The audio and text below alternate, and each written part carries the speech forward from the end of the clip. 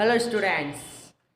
आज मैं जा रहा हूँ आपको पढ़ाने के लिए यूनिफॉर्म सर्कुलर मोशन। जैसा कि आप जानते हैं, पिछले लेक्चर में मैंने आपको बहुत सी मैटर्स बता चुका हूँ कि सर्कुलर मोशन क्या होता है, मोशन क्या होता है, uniform motion, acceleration, speed and velocity, means ज़्यादा चीज़ें मैं आपको बता चुका हूँ। अब मैं आपको बताने के लिए जा रहा हूँ कि यूनिफॉर्म सर्कुलर मोशन क्या होता है। यूनिफॉर्म सर्कुलर मोशन को पहचानने से पहले हमें पढ़ना पड़ेगा मोशन।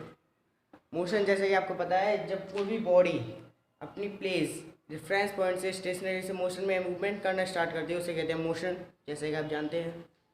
और यूनिफॉर्म मीन्स कांस्टेंट स्पीड, किसी means equal distances covers by a body in equal intervals of time is called uniform. अब हमें पता है कि मोशन और यूनिफॉर्म क्या होता है। अब सर्कल की बात, सर्कुलर पहले हमने पढ़ा मोशन में जो है ना body, when a body start movement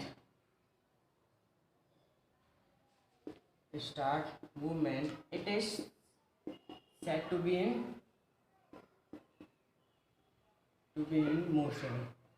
means जब कोई बॉडी मोशन करना स्टार्ट कर देती है तो उसे हम क्या कहेंगे कि वो बॉडी मोशन में है, that body is in the motion. जैसे कि आई एम स्टैंडिंग हेयर, मैं स्ट्रेट हूँ, खड़ा हूँ, कुछ नहीं, कोई मोशन नहीं हो रहा कुछ भी।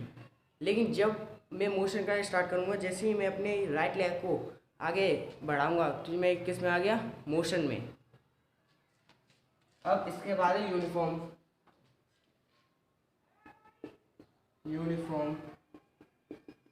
means equal distances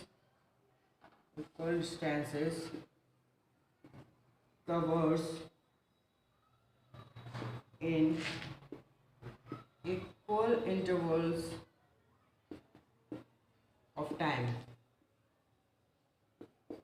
means equal distances, बराबर डिस्टेंसेस कवर होने चाहिए इन equal intervals of time, that is called uniform.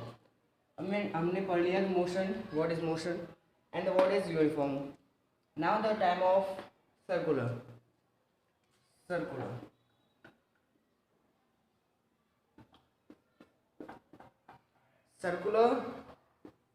it is the circular path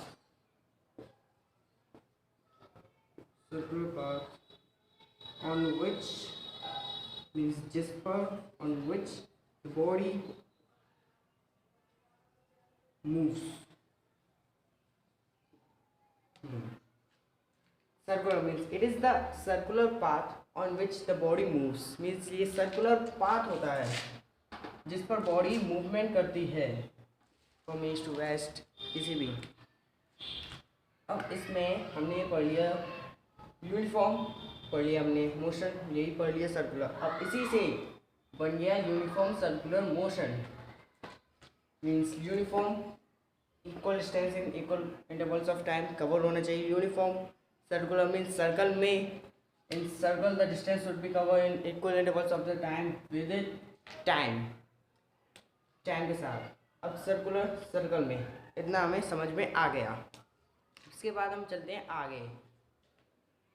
अब इसके बाद यूनिफॉर्म सर्कुलर मोशन। ये यूनिफॉर्म सर्कुलर मोशन में जो न्यूमेरिकल्स होते हैं, ये तो मैं आपको इसी लेक्चर में बताऊंगा बाद में। जब कोई बॉडी,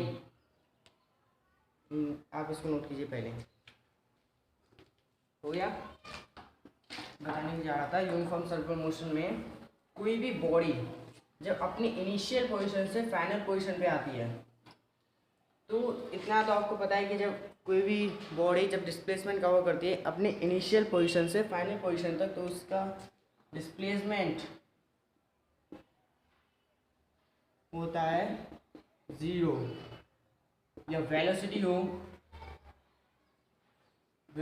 भी 0 होगी। ओके, अब मूवमेंट कर रही है सर्कुलर मोशन में। अब इसका ऐसा तो है नहीं कि इसमें साइड होनी, जैसे कि ये ऐसे ऐसे ऐसे ऐसे लाइक दिस, हेक्सागन, ऑक्टागन, कैसे भी मूवमेंट करे साइड में मूवमेंट करे, ऐसे तो है नहीं ये सर्कल, सर्कल में साइड होती नहीं है। अब इसमें जब ए पॉइंट से कवर किया उसने डिस्टेंस, अब यहाँ से जब कोई भी बॉडी इसमें मूवमेंट करेगी तो मेन पॉइंट जो सेंटर में लोकेट होगा वहीं से तो ऐसे मूवमेंट करेगी। हम जैसे ये कंपास लेते हैं, कंपास में हम जब ड्रॉ करते हैं सर्कल तो बीच इन द मिडल पॉइंट हम उसको डाटा रखते हैं, मीन्स अडेयर रखते हैं। Then after that we draw a circle, तब तो सर्कल ड्रॉ होता है। इसी तरह बीच में जो पॉइंट है, जो पॉइंट उस किसी भी बॉडी को ट्रैवल करने में जो फोर्स यूज़ होता है उसे कहते हैं हम centripetal force. Centripetal force, centripetal force क्या होता है? Centripetal force, the force which is needed to make a body move in a circular path is called centripetal force. Means जो force use होता है किसी बॉडी को circular path में travel कराने के लिए, that is called centripetal force. Now definition is the force which is needed, जिसकी जरूरत होती है, which is needed to make a body travel in a circular path is called, जैसे कि आप जानते हैं, सेंट्रीपेटल फोर्स। सेंट्रीपेटल फोर्स, इस नाम को कई बार बोलें, सेंट्रीपेटल फोर्स बहुत यूज होता है। सेंट्रीपेटल फोर्स हमने पढ़ लिया। अब किसी भी मेन पॉइंट से जब सेंट्रीपेटल फोर्स यूज होता है किसी भी बॉडी को राउंड फिगर में, राउंड मीन्स सर्कुलर पाथ में ट्रैवल करने के लिए जो यूज़ होता है। अब ओके, इतना हमने पढ़ लिया। अब इसके बाद मैं जा रहा हूँ आपको न्यूमेरिकल प्रॉब्लम सॉल्व कराने के लिए। इसको नोट कीजिए, मैं अभी न्यूमेरिकल प्रॉब्लम राइट डाउन करता हूँ। न्यूमेरिकल प्रॉब्लम्स कैसे सॉल्व होते हैं? सर्कुलर मोशन, जो सर्कुलर पाथ में कोई बॉडी ट्रैवल करेगी तो उसकी जो स्पीड है हम कैसे फाइंड करेंगे कि उसकी स्पीड इतनी है। क्वेश्चन जैसे कि body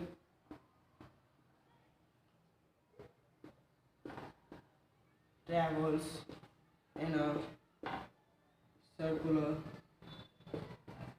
path with travels in a circular path in 10, अब आप 10 सेकेंड्स लो, 10 मिनट्स लो, मैं मिनट्स ले लेता हूँ, 10 मिनट्स विथ रेडियस। सर्कुलर को ड्रॉ करने की रेडियस की जरूरत होती है, इसलिए हमें रेडियस दी है 110 metre. Now find the speed,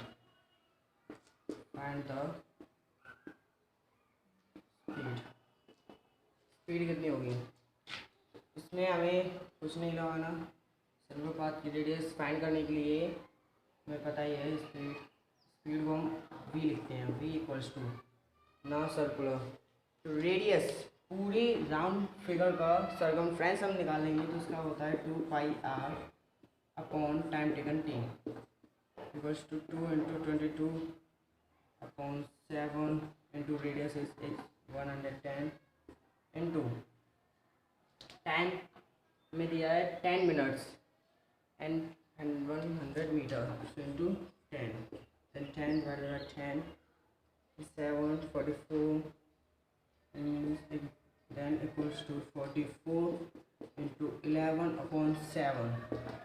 44 का 11 मल्टीप्लाई कर देंगे, then 4 44 48 4 upon 7 into 42 6, then 6 64 7 7 8 56 and 7 63.1 meter पर मिनट, इसकी होगी स्पीड 69.1 मीटर पर मिनट। मैंने आपको समझा दिया। अब इसके बाद में नेक्स्ट लेक्चर में, ये तो अब मेरा पूरा चैप्टर ख़त्म हो गया मोशन, लेकिन एक चीज़ और लगी जो है इक्वेशन को ड्राइव करने के लिए, जो मोशन की इक्वेशन होती है न्यूमेरिकल प्रॉब्लम्स के लिए बहुत यूज़ होती है बहुत, तो वो मैं आपको बताऊंगा नेक्स्ट लेक्चर में। Okay bye.